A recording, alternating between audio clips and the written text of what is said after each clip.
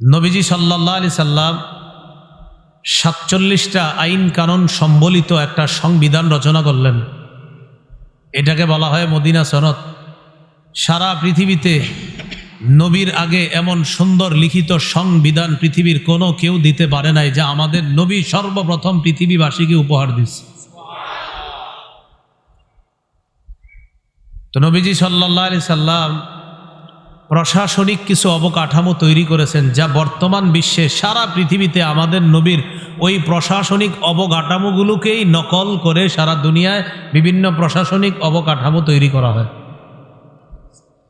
রাসূলুল্লাহ সাল্লাল্লাহু আলাইহি সাল্লাম নিজের দক্ষতা, বিচক্ষণতা আর বুদ্ধিমত্তায় এমন এমন কিছু আশ্চর্য কাজ করেছেন, যা পৃথিবীর অমুসলিম দার্শনিক যারা, তারাও রসুলের এই বিচক্ষণতা আর বুদ্ধিমত্তার প্রশংসা করছে।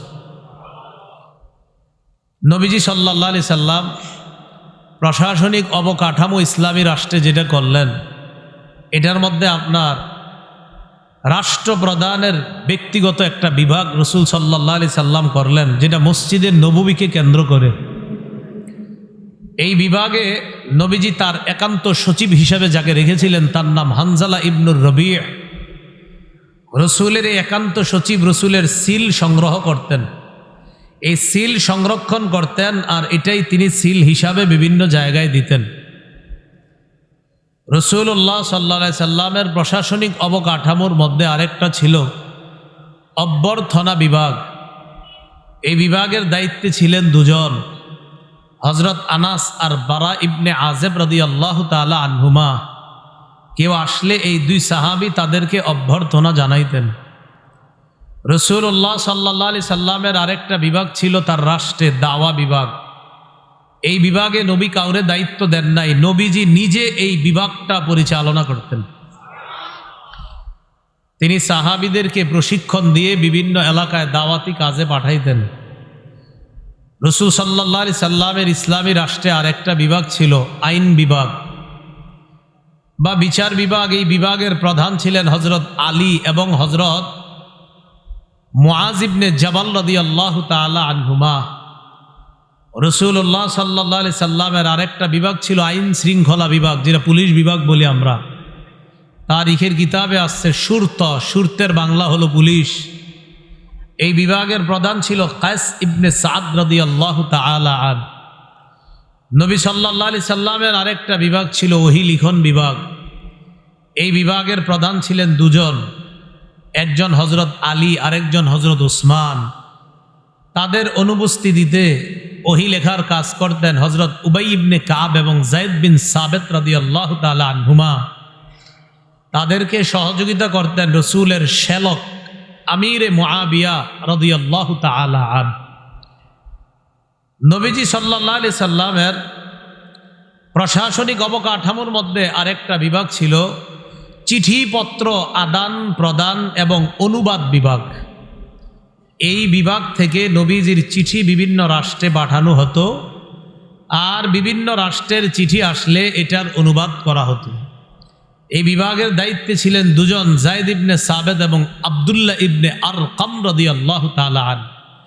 এই বিভাগের মাধ্যমে রসুল একটা চিঠি পাঠাইলেন বাদশাহ হিরাক্লিয়াসের কাছে। বাদশাহ হিরাক্লিয়াসকে রসুল দাওয়াত দিলেন।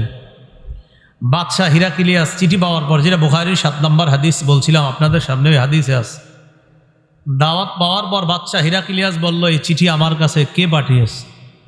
বলল, মুহাম্মদ নামে এক ব্যক্তি মক্কায়, যার জন্ম, তিনি পাঠিয়েছে। রাসূলুল্লাহ সাল্লাল্লাহু আলাইহি সাল্লামের এই চিঠির কথা শুইনা বাদশাহ হিরাক্লিয়াস বলল, মুহাম্মদ যে এলাকায় জন্ম মক্কায়, মক্কার কোনো ব্যক্তি কি আমাদের এই আশেপাশে আছে? জনগণ জবাব দিল, আমাদের এই এলাকায় মক্কার একদল ব্যবসায়ী আছে। এই ব্যবসায়ীদের প্রধানের নাম আবু সুফিয়ান। আবু সুফিয়ান রাদিয়াল্লাহু তাআলা আন তখনও মুসলমান হননি, তিনি ইসলামের প্রধান শত্রু ছিলেন তখন। এই আবু সুফিয়ানকে ডাকা হলো বাদশার দরবারে। বাদশার দরবারে ডাকার পর আবু সুফিয়ানকে একদম সবার সামনে বসানো হলো। পিছনে অন্যান্য ব্যক্তিবর্গদেরকে বসানো হলো। আবু সুফিয়ান বাদশার ভাষা বুঝে না, বাদশাহ আবু সুফিয়ানের ভাষা বুঝে না। তাদের দুইজনের ভাষা অনুবাদ করে দেওয়ার জন্য একজন দুভাষী নিযুক্ত করা হলো। বাদশাহ দুভাষীর মাধ্যমে আবু সুফিয়ানকে বলল, আমি যা যা প্রশ্ন করব একটা মিথ্যা কথাও বলবা না।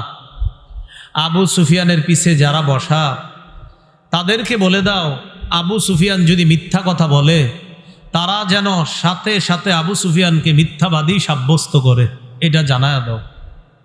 এই কথা বলার পর আবু সুফিয়ান সবার সামনে, পিছনে অন্যান্যরা বসা, আবু সুফিয়ানকে প্রশ্ন করল কয়েকটা।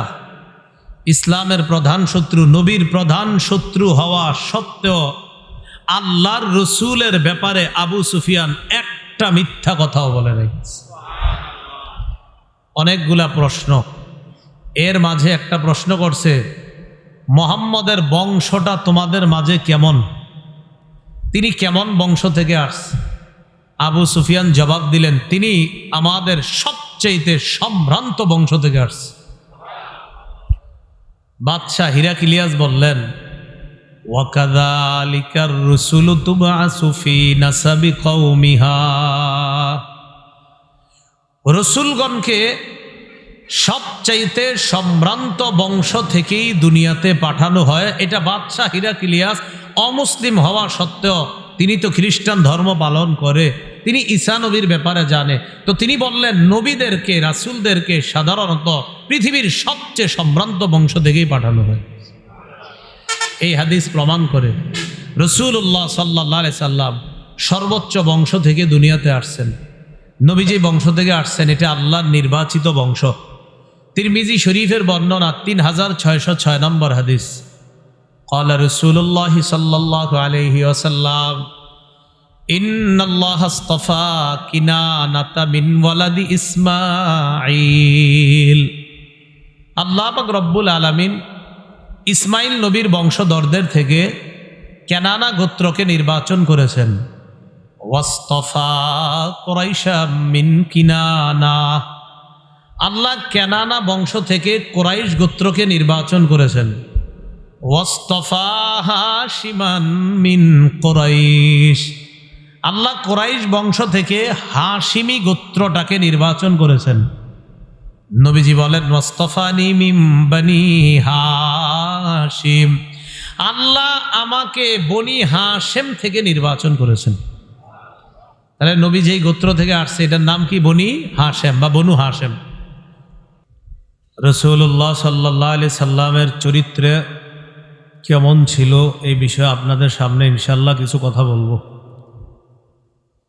সূরা তাওবাহ 128 নম্বর আয়াতে আল্লাহ পাক রব্বুল আলামিন বলেন, লাকাদ জাআকুম রাসূলুম মিন আনফুসিকুম আজিজুন আলাইহি মা আনিত্তুম হারিসুন আলাইকুম বিল মুমিনিনা রাউফুর রহিম, অবশ্যই তোমাদের কাছে এসেছে তোমাদের মধ্য থেকে একজন রসূল, যে রসূল এমন তোমাদের ব্যথায় তিনি কষ্ট পান, তোমরা কষ্ট পাইলে তিনি ব্যথা পান, মানে আমরা কষ্ট পাইলে নবী ব্যথা পায়, তিনি কষ্ট পায়, তার খারাপ লাগে।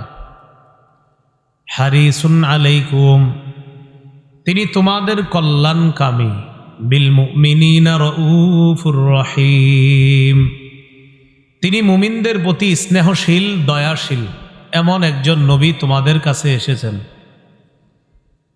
রাসূলুল্লাহ সাল্লাল্লাহু আলাইহি সাল্লাম যেই যুগে দুনিয়াতে এসেছেন, তিনি আসার কারণে ওই যুগটা পৃথিবীর শ্রেষ্ঠ যুগ হয়ে গেছে। সহিহ বুখারীর বর্ণনা 3557 নম্বর হাদিস। ক্বালা রাসূলুল্লাহ সাল্লাল্লাহু আলাইহি ওয়াসাল্লাম, বুইসতু মিন খাইরি বানি আদম, বুইসতু মিন খাইরি কুরুনি বানি আদম। রাসূলুল্লাহ সাল্লাল্লাহু আলাইহি সাল্লাম বলেন, আদম সন্তান যেই যুগ অতিবাহিত করেছে এই যুগের মধ্যে সর্বশ্রেষ্ঠ যুগে আমাকে নবুয়ত দান করা হয়েছে। এটার উদ্দেশ্য হলো যে নবী ওই যুগে আসার কারণে ওই যুগটাকে আল্লাহ শ্রেষ্ঠ বানায় দিস। করনান ফকরনা, যুগের পরে যুগ অতিবাহিত হয়েছে। হাত্তা কুনতু মিনাল করনিল্লাযী কুনতু ফী, অবশেষে আমি ওই যুগে আসলাম যেই যুগ আমার জন্য নির্ধারিত ছিল, ওই যুগে আমি দুনিয়াতে আসলাম। আল্লাহ যেই যুগটা আমার জন্য নির্ধারণ করেছেন ওই যুগেই আমাকে পাঠিয়ে ওই যুগটাকে আল্লাহ শ্রেষ্ঠ বানায় দিয়েছেন। রাসূলুল্লাহ সাল্লাল্লাহু আলাইহি সাল্লাম যেই বংশ থেকে দুনিয়াতে এসেছেন, এই বংশটাও সম্ভ্রান্ত বংশ, সর্বশ্রেষ্ঠ বংশ। সহিহ বুখারীর বর্ণনা 7 নম্বর হাদিস, বুখারীর শুরুর দিকের হাদিস, লম্বা হাদিস। এই হাদিসের অংশ বিশেষ আমরা শুনব। রাসূলুল্লাহ সাল্লাল্লাহু আলাইহি সাল্লাম চিঠি পাঠাইলেন বাদশাহ হিরাক্লিয়াসের কাছে।